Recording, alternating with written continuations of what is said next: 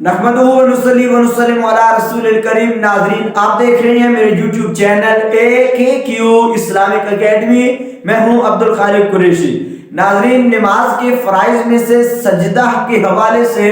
گفتگو ہو رہی ہے، تو یاد رہے جہاں تک میں نے آپ کو بتایا ہے سجدہ میں پاؤں رکھنے کا طریقہ، اور ساتھ ہی یہ بتایا تھا کہ سجدہ میں پیشانی زمین پر جمی ہوئی ہونی چاہیے۔ تو آج کا یہ مسئلہ ہے کہ اگر کسی کو کوئی عذر ہے، کوئی زخم ہے، کوئی چوٹ ہے، کوئی تکلیف ہے کہ جس کی وجہ سے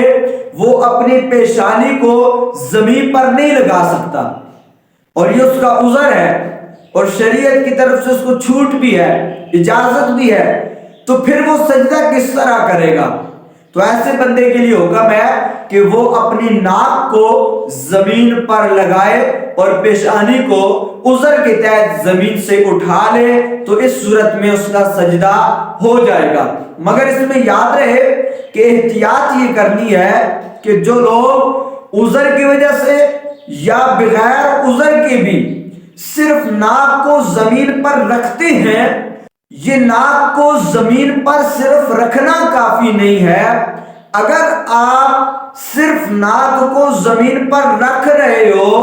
مکمل طریقہ ادا نہیں کر رہے ہو، تو پھر سجدہ درست نہیں ہوگا۔ تو اس میں احتیاط یہ ہے کہ آپ جب ناک کو زمین پر لگائیں تو اتنا اس کو دبائیں کہ آپ کی یہ ناک کی ہڈی جو ہے یہ زمین پر لگتی ہوئی آپ کو محسوس ہونی چاہیے۔ آپ پریکٹیکل کر کے دیکھ بھی لیجئے گا کہ جب آپ صرف ناک کی نوک زمین پر رکھیں گے تو آپ کو محسوس نہیں ہوگا، مگر جب آپ تھوڑا سا دباؤ ڈالیں گے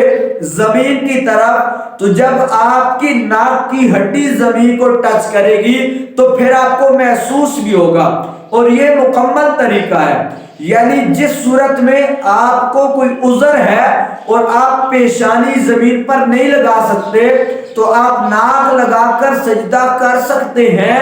اس صورت میں بھی اگر آپ صرف ناک کی نوک زمین پر لگائیں گے تو یہ کافی نہیں ہوگا، اس سے آپ کا سجدہ درست نہیں ہوگا۔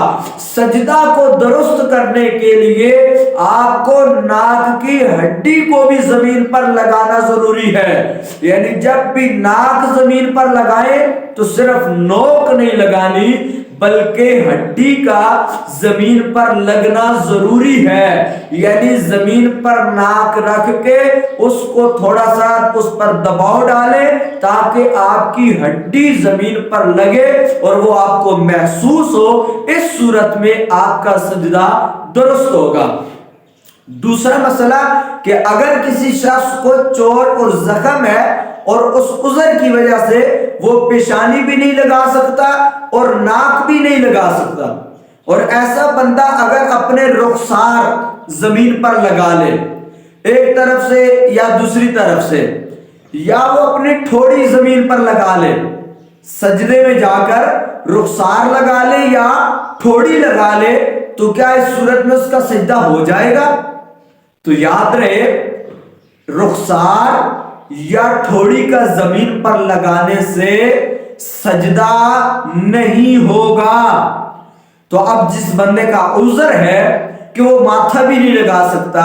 ناک بھی نہیں لگا سکتا، اور رخسار اور ٹھوڑی لگانے سے سجدہ نہیں ہوتا، تو وہ سجدہ کرے گا کیسے؟ اس صورت میں شریعت کا یہ حکم ہے کہ ایسا بندہ سجدے میں جائے نہیں، کیونکہ اب وہ ماتھا اور ناک تو لگا نہیں سکتا، ٹھوڑی اور رخسار لگانے سے سجدہ نہیں ہوتا، تو ایسا بندہ پھر اشاروں کے ساتھ سجدہ کرے، اور جب وہ اشاروں کے ساتھ سجدہ کرے گا تو اس کا سجدہ درست ہو جائے گا۔ اچھا، اس سے اگلا مسئلہ کہ اگر کوئی بندہ ایسی جگہ پر نماز پڑھ رہا ہے کہ جہاں اس کے پاؤں والی جگہ نیچی ہے، پاؤں والی جگہ نیچے ہے اور سجدے والی جگہ اونچی ہے، تو کیا اس صورت میں اس کا سجدہ درست ہوگا؟ تو اس میں یاد رہے شریعت نے ایک پیمانہ مقرر کیا ہے کہ اگر سجدے میں جب آپ جائیں گے تو پاؤں والی جگہ ڈاؤن ہے اور सजदे वाली जगह अप है और वो उसकी ऊंचाई, उसकी हाइट 12 उंगलियों से ज्यादा है, तो ऐसी जगह पर किया जाने वाला सजदा दुरुस्त नहीं होगा। अगर 12 उंगलियों से उसकी ऊंचाई, उसकी हाइट कम है तो फिर सजदा हो जाएगा। तो सजदा करते हुए इन तमाम चीजों का आपने ख्याल करना है कि जब आप माथा ना लगा सकते हो तो आप नाक को मुकम्मल तरीके से लगाकर सजदा कर सकते हैं, और अगर आप माथा और नाक दोनों नहीं लगा सकते तो फिर आप इशारों के साथ सजदा कर सकते हैं। और अगर ऊंचाई और उतराई वाली जगह है तो फिर आपने 12 उंगलियों का जो पैमाना मुकर्रर किया गया है इसका लिहाज करके आपने सजदा करना है, ताकि आपका सजदा दुरुस्त हो सके और आपकी नमाज दुरुस्त हो सके। दुआ है अल्लाह करीम अमल की तौफीक अता फरमाए। इजाजत दीजिए, अल्लाह हाफिज।